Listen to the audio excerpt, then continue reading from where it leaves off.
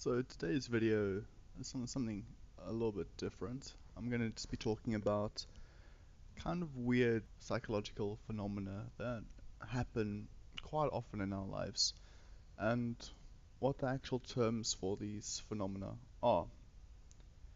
So to start off with, paramnesia is more popularly known as a deja vu. That's kind of when you know that feeling when something feels familiar as if the specific situation has happened before. That's what this phenomenon, or paramnesia, is referring to. When paramnesia occurs and something similar happens, the person usually feels weird or strange, and after all, what are the odds of two exact moments happening in the very same way without planning for it occurring? Quite slim, which is probably why we feel weird when it does happen. It's very unusual and also improbable. It's just one of the amazing things that your mind does. It is believed that there are certain stimuli that triggers your mind to release that sensation of familiarity. It may be closely linked to implicit cognition, which derives its knowledge or tacit knowledge from statistical regularities, and we feel a sense of familiarity when we perceive something which fits into that statistical regularity. The next one is apophenia. This is another trick of the mind that is quite common, but also quite awe-striking as well. For instance, when you see clouds forming animal shapes or see an image on a tree bark, that's your mind converting something that should have been meaningless for some into something that's significant for you. This has been quite common within a religious context, such as people who see the face of Jesus on tortilla chips and frame them, and thousands of people flock to the place just to see this tortilla chip Jesus face. Meanwhile, it's really just our mind trying to make sense of the information we're perceiving into something that makes sense to us. And in this case, Jesus made sense to this woman by appearing on a tortilla chip. Another phenomena is quite commonly known in like folk psychology, and it's called reverse psychology. As common as it may be now, the minds of the first people who observed this occurrence were quite astonished by it. After all, why would people do the exact opposite of what they're being told?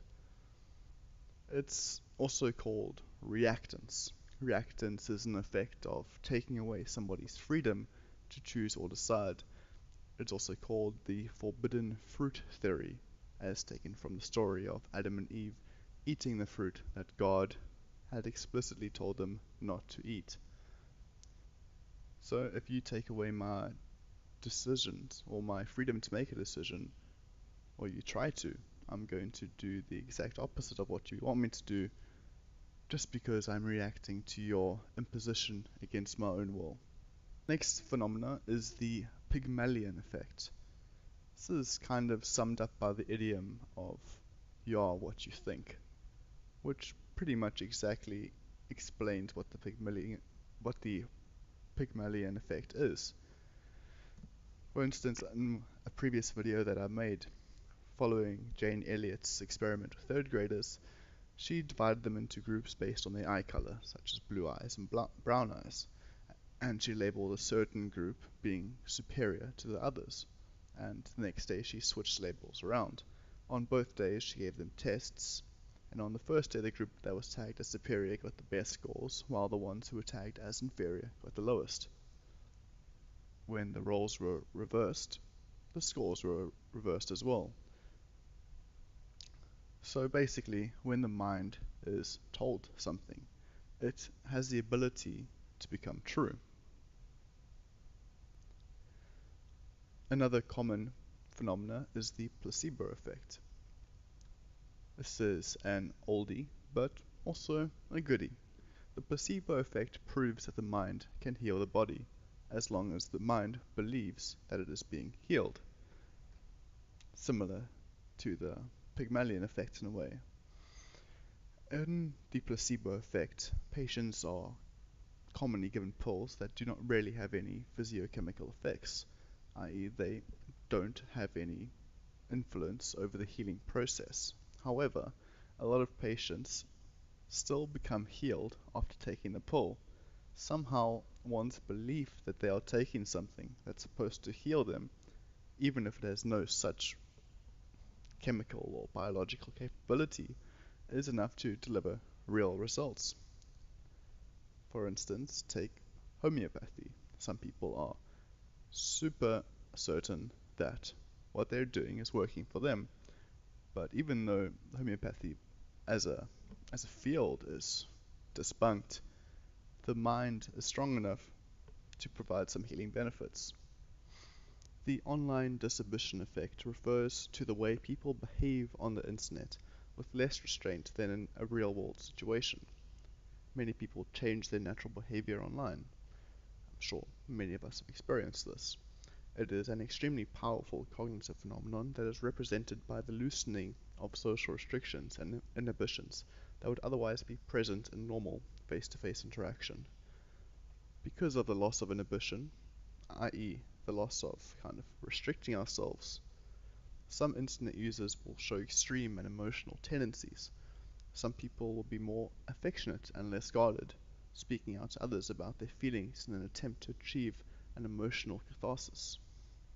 Illusory superiority is a cognitive bias that causes people to overestimate their own positive abilities whilst underestimating their negative qualities in relation to others.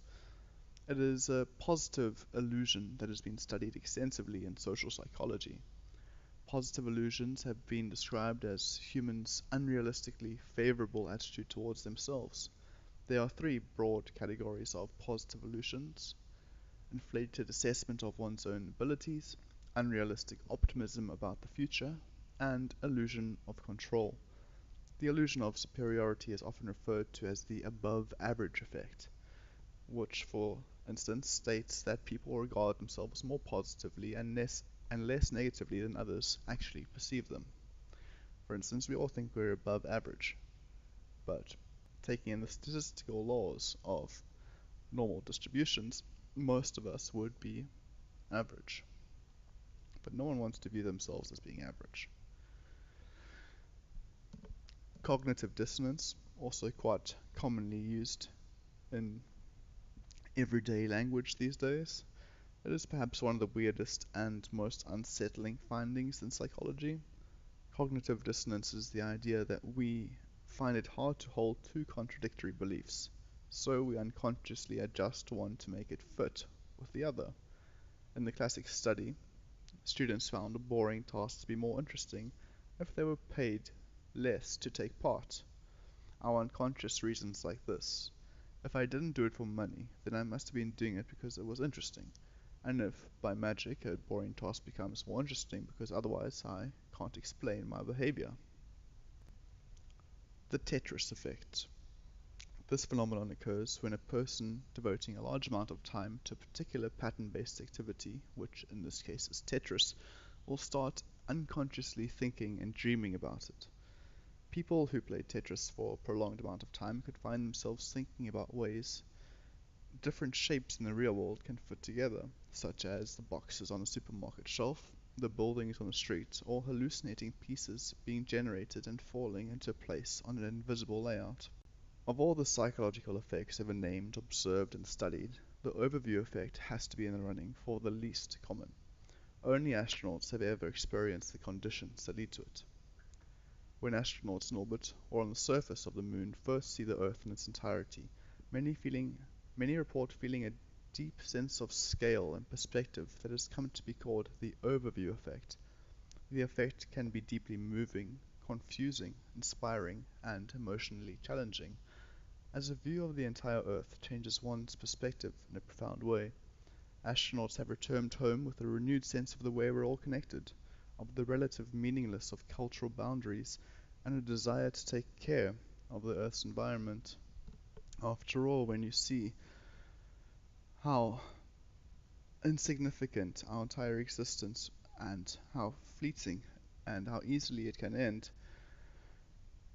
on the petty issues of war and religion, and even less meaningful things like the clothes we wear and fashion really stand out in stark contrast. Perhaps all presidents should take a trip into space before they start ruling countries, especially those with nuclear bombs. And that's it for this video.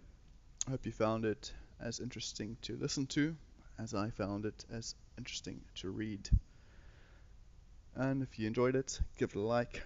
If you want to hear and watch more similar things, subscribe to the channel.